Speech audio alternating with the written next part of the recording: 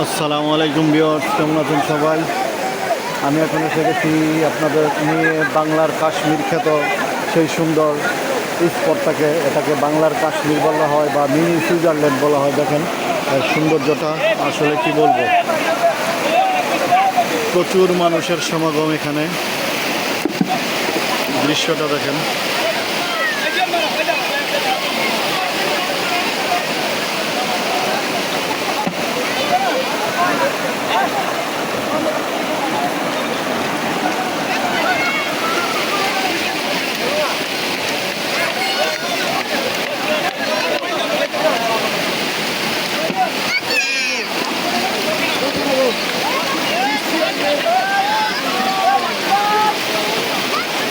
পানির সেই কলকল শব্দ।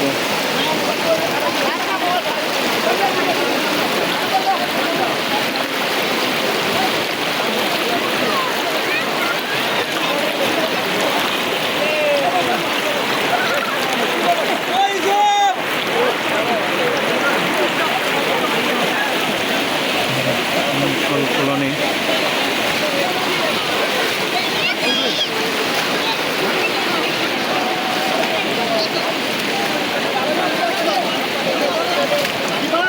পাথর গিলেন বহুত পিছিল।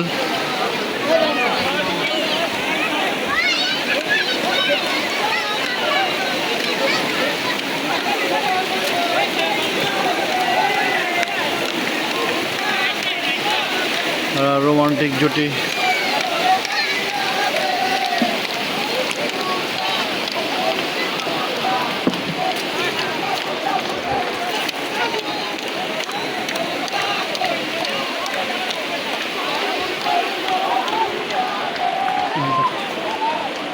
এই বিশাল পাথরের সারিগুলো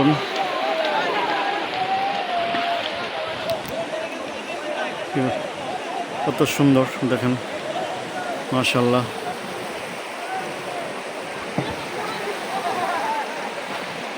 এটার ক্ষতি হয়েছে একমাত্র এই জায়গাটার স্পটটা নষ্ট করে ফেলছে এই চেয়ারগুলো। এই বসার যে স্পটগুলো করছে, সবচেয়ে ক্ষতি এগুলো হচ্ছে।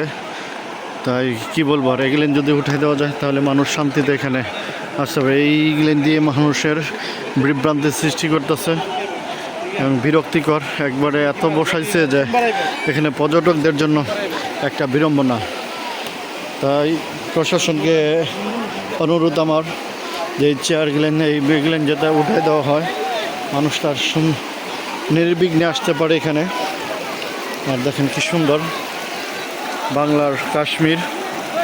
এটা হলো বোলাগঞ্জ, সাদা পাথর বলা হয় যাকে।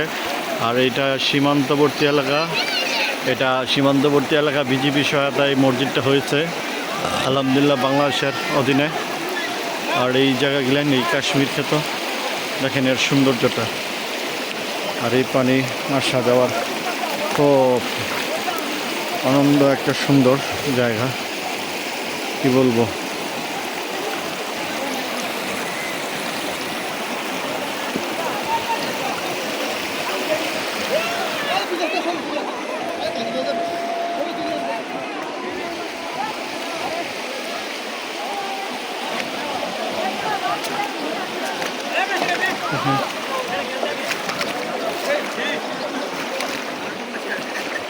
সেই সৌন্দর্যতম স্থানটা বাংলার কাশ্মীর ক্ষেত্রে।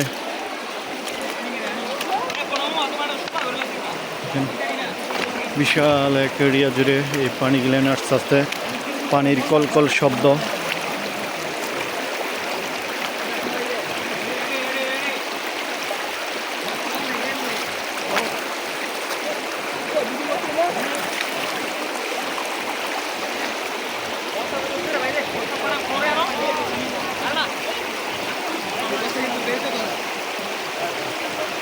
আর দূরে পাহাড় গিলেন মেঘে ঢাকা, দেখেন বিশাল উঁচু উঁচু পাহাড় গিলেন, সেই কুয়াশা বা মেঘে আচ্ছন্ন।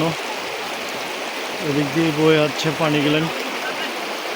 আর এখানে বাংলাদেশ বিজিবি সীমান্ত ক্যাম্প, খুব সুন্দর একটা জায়গা, সুন্দর একটা পরিবেশ, মাশাআল্লাহ, কি বলবো। দেখেন বাংলার কাশ্মীর।